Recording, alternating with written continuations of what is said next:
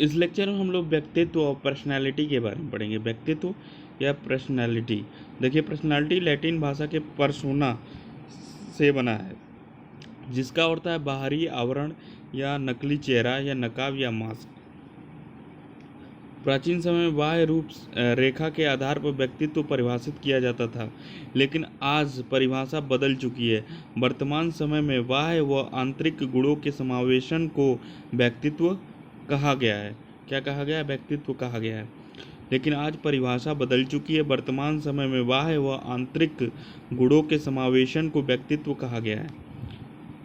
Allport के अनुसार व्यक्तित्व उन मनोदैहिक व्यवस्थाओं का गत्यात्मक संगठन है जो वातावरण के साथ समायोजन स्थापित कर लेते हैं। कैटल के अनुसार व्यक्तित्व वह है जिसके द्वारा हम भविष्यवाणी कर सकते हैं कि कोई व्यक्ति किस परिस्थिति में कैसा कार्य करेगा या करेगा। व्यक्तित्व का वर्गीकरण पाश्चात्य दृष्टिकोण से क्रेस्मर व क्रेमचर के अनुसार, क्रेमचर ने शारीरिक संरचना के आधार पर व्यक्तित्व का पहला वर्गीकरण किया, जिसके 4 प्रकार बताए।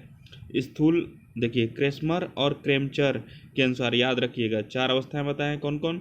स्थूल काय नाटे व्यक्ति, सुडौल काय खिलाड़ी प्रवृत्ति, क्षीण काय दुर्बल शरीर वाले, मिश्रित काय मिले जुले। तो क्या बोला है? पहला कनिक बोला है स्थूल काय वाले को, एथलीट किसको? सुडौल काय को। और क्षीण काय किसको बोलता है? एस्थेनिक। और डिस्प्लास्टिक किसको बोला है? मिश्रित। चलिए आगे देखते हैं।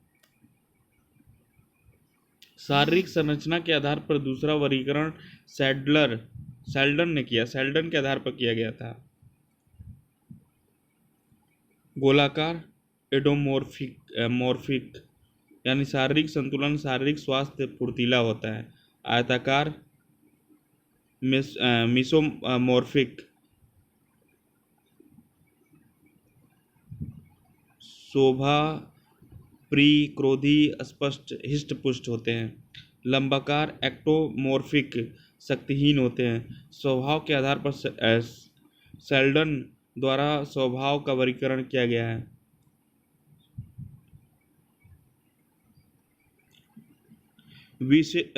विसेरोटॉनिक मस्त मौला, आराम, खाना पीनी, प्रेम इत्यादि पसंद होता है। अच्छा। सोमेटोटॉनिक ये कर्मठ, शक्तिशाली, साहसी और स्पष्ट भाषी और अधिकार प्रिय होते हैं। कैसे व्यक्ति आते हैं इसमें कर्मठ होते हैं, शक्तिशाली होते हैं, साहसी होते हैं, स्पष्ट भाषी और अधिकार प्रिय होते हैं। इसको क्या बोलेंगे? सोमेटोटॉनिक। सेरिब्रोटॉनिक कौन आएगा? हैरान, परेशान, दुखी, संकोची, शर्मीले एवं अंतर्निहित। इस समय इसी तरह के व्यक्ति आ रहे हैं। सेरिब्रोटॉनिक वाले ही ज़्यादा दिखाई दे रहे हैं। समाजशास्त्री के आधार पर व्यक्तित्व का वर्गीकरण स्प्रेंगर के अनुसार, स्प्रेंगर ने समाजशास्त्री आधार पर व्यक्तित्व के 6 भागों में वर्गीकरण किया गया। पहला सैद्धांतिक प्रवृत्ति वाले, दूसरा सामाजिक प्रवृत्ति वाले, तीसरा राजनीतिक प्रवृत्ति वाले, चौथा सौंदर्य कलात्मक प्रवृत्ति वाले, पांचवा आर्थिक प्रवृत्ति वाले, छठा धार्मिक प्रवृत्ति वाले। जुंग के अनुसार मनोविज्ञान आधार पर वर्गीकरण युंग या जुंग के अनुसार युंग द्वारा किया गया वर्गीकरण सबसे प्रसिद्ध माना जाता है। इन्होंने मनोविज्ञान के आधार पर व्यक्तित्व के 3 प्रकार बताए। अब देखिए क्या क्या ये बतौले रहना। पहला बतौले रहना अंतर्मुखी व्यक्तित्व, दूसरा बहिर्मुखी, तीसरा अभयमुखी। वाह क्या नाम है! अंतर्मुखी व्यक्तित्व, बहिर्मुखी व्यक्तित्व और तीसरा उभयमुखी व्यक्तित्व। अब देखिए अंतर्मुखी में क्या होता है? अंतर्मुखी लेखक बनने की योग्यता रखता हो, एकांत प्रिय, विचारशील। मतलब लेखक बनने की योग्यता रखता हो, एकांत प्रिय हो, विचारशील हो, मतलब एकांतवास हो, अपने आप में सोचता हो, अपने आप में विचारशील हो। ये क्या हो जाएगा? अंतर्मुखी व्यक्तित्व हो जाएगा। बहिर्मुखी शिक्षक व नेता बनने की योग्यता रखता हो, मतलब ऐसा व्यक्ति जो शिक्षक बनने और नेता बनने की योग्यता रखता है, क्योंकि ये बाहरी लोगों से इंटरेक्ट करेगा, उनसे मिलेगा, जाने पहचानेगा, ठीक है, उनसे बातें करेगा, तो ये क्या? बहिर्मुखी हो जाएगा। उभयमुखी, इनमें अंतर्मुखी बहुमुखी दोनों प्रकार के गुण पाए जाते हैं। सही बात है, मिलीजुली सरकार है ये। उभयमुखी दोनों का गुण होगा उसमें, अंतर्मुखी व्यक्तित्व का और बहिर्मुखी व्यक्तित्व का, तो वो उभयमुखी हो जाएगा। भारतीय दृष्टिकोण से वर्गीकरण। भारतीय दृष्टिकोण से व्यक्तित्व को 3 वर्गों में बांटा गया है। पहला सतोगुणी, रजोगुणी, तमोगुणी। याद रखिएगा, सतोगुणी, रजोगुणी, तमोगुणी। अब देखिए सतोगुणी में क्या होता है, ईश्वर व धर्म में विश्वास रखने वाला, मतलब जो व्यक्ति ईश्वर और धर्म में विश्वास रखेगा उसको सतोगुणी बोलेंगे। ठीक है।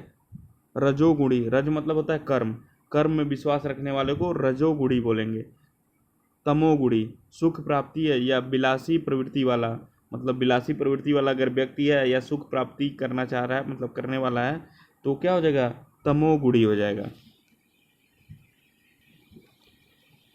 अब देखिए आधुनिक दृष्टि से व्यक्तित्व का वर्गीकरण 3 प्रकार से, भावुक, कर्मशील व विचारशील। भावुक, कर्मशील, विचारशील। भावुक, कर्मशील, विचारशील। भावुक क्या हो जाएंगे, भावुक हो जाते हैं और क्या, ठीक है, किसी चीज़ को सुनकर या करके। ठीक है। कर्मशील, अपने कर्म में विश्वास रखते हैं, उसको कर्मशील बोला जाता है। तू तो बड़ा कर्मशील वाला हो, हर कमो के लिए थोड़ा।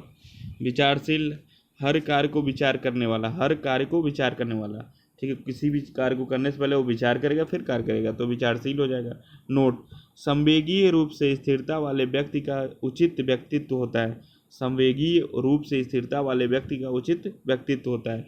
व्यक्तित्व विकास को प्रभावित करने वाले कारक, एक होता है वंशानुक्रम, वातावरण, ये दोनों तो पढ़े ही थे हम लोग।